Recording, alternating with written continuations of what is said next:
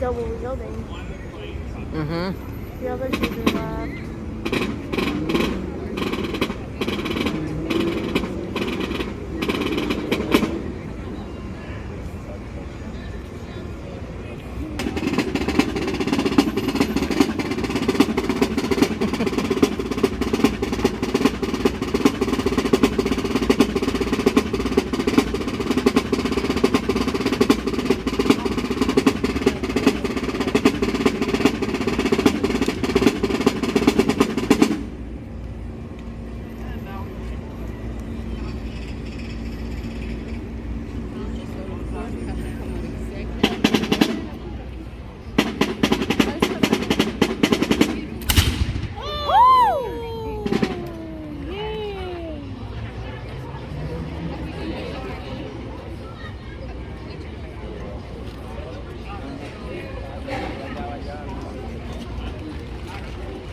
Aquí, Milan, aquí.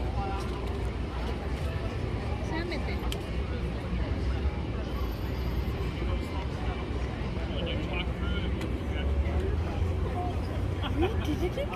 Okay, here we go. Estamos viendo, ahí está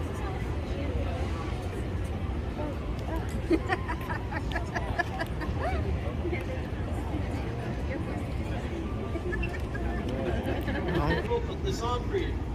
Now, just to start with, and I'll let you guys know, you can come up to the ropes. I do understand if you want to stay in the shade though. Since it's so hot out, we're going to make this a little quick. We're going to talk to you guys a little bit about what muskets are, how they're different from modern firearms, and then we'll have our men demonstrate how they're used. To start with, muskets are smooth-bore flintlock weapons. They're the primary military weapon of the early 19th century. Now, what does all that mean? To start with, these guns are smooth-bore, meaning that there is no rifling down the barrel. Rifling is a series of grooves carved down the barrel of a gun that will hug a bullet and force it to spin. Much like a football, a spinning bullet will fly more accurately. However, the musket, as a nothing more than a tube, will fire more like a knuckleball. It'll be accurate to about 75 yards or so, but past that, the ball is going to start to turn. Whereas a rifle will be able to hit a target at 300 to 400 yards. However, a musket is much quicker to load on the battlefield than a rifle. While a rifle will take 1 to 2 minutes, a musket will take the average man 15 to 20 seconds. On the battlefield, it is the speed of loading that is far more important than accuracy. This is also why we have our men standing in lines. That way, if Mr. Stalkup misses his target, Mr. Jones may hit the man instead. We are creating a wall of lead to fling at the enemy. Now, secondly, these guns are flintlock. That means the way they are fired is a rock, a piece of flint, will strike a piece of steel, creating sparks. That if those sparks land in the gunpowder in the pan, then the gun will go off. If all that sounds complicated and prone to failure, you would be correct. Because these have about a 1 in 7 chance of failure, pretty sure you're going to see at least one failed shot during this demo. Now, like I said, these guns could be loaded in 15 to 20 seconds. However, men need to practice to get to that speed. And to practice, they would do drill, doing the 12-step loading process in order to memorize how to load their guns. We're going to demonstrate that 12-step process for you now. We're going to have the men fall in at order, arms, and from here they will go to shoulder, arms, bringing the gun up to their left side. This is the main way that you will see these men carrying their guns. Now, we are going to order them to load it 12 times, load. They bring the gun over to the right-hand side and they will open pan. Next, they will slap their cartridge box and handle cartridge, pulling out a paper tube filled with gunpowder with a lead bullet on the bottom. For obvious reasons, we are omitting the bullet. However, they will still have to tear cartridge in order to get to the gunpowder inside. We will then have them prime, pouring some of that gunpowder into the pan. Now, in order to lock that powder in place and keep it from falling out, they need to shut the pan. And now they will cast about, flinging the gun over to their left-hand side with the muzzle facing up. This will allow them to charge cartridge. pouring the rest of the powder, paper, and ball down the barrel. At this point, they will now draw rammer, pulling the ramrod out of the musket and placing it slightly in the barrel. Now they can ram cartridge, flinging the rammer down. The gun is now loaded and ready to fire. However, if we shot it now, we would lose the rammer.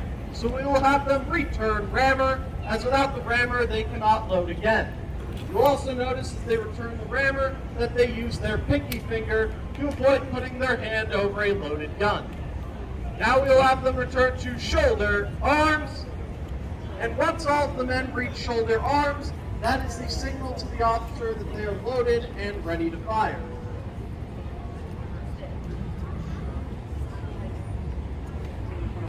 Now the next three commands to use the guns are to make ready, take aim, and fire. At fire, the guns will go off and the men will load again. Now I'm pretty loud. However, guns, it turns out, are louder than me.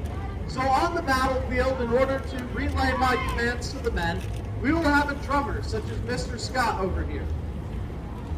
The drummer is going to be able to command the line of men over the sound of artillery, of musket fire, of everything that would be heard on a battlefield. So, our first shot will be fired by command, but our second and third shots will be loaded as quick as possible and will be commanded by the drum. It will be loud, so if you have sensitive hearing or little ones, it'd be a good idea to cover the ears.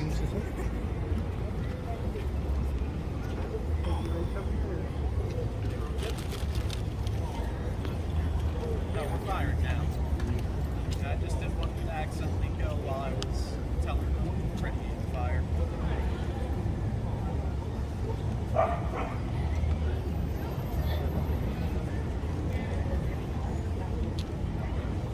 Fire by command.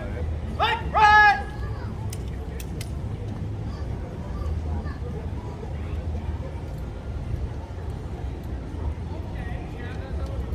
Take aim!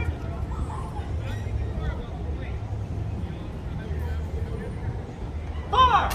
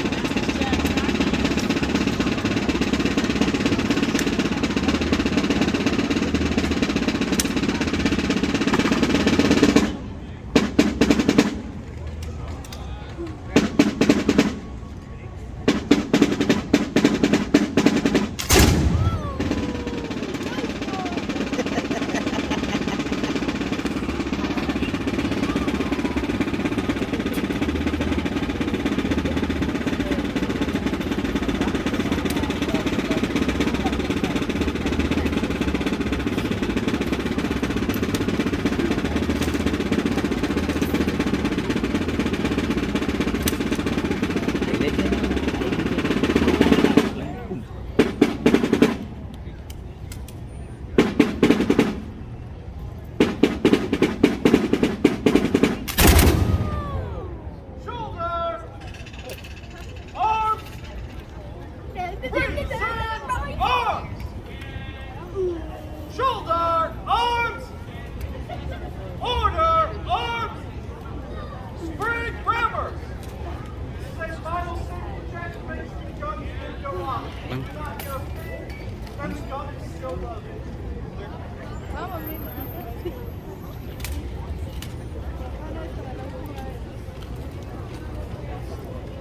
Squad!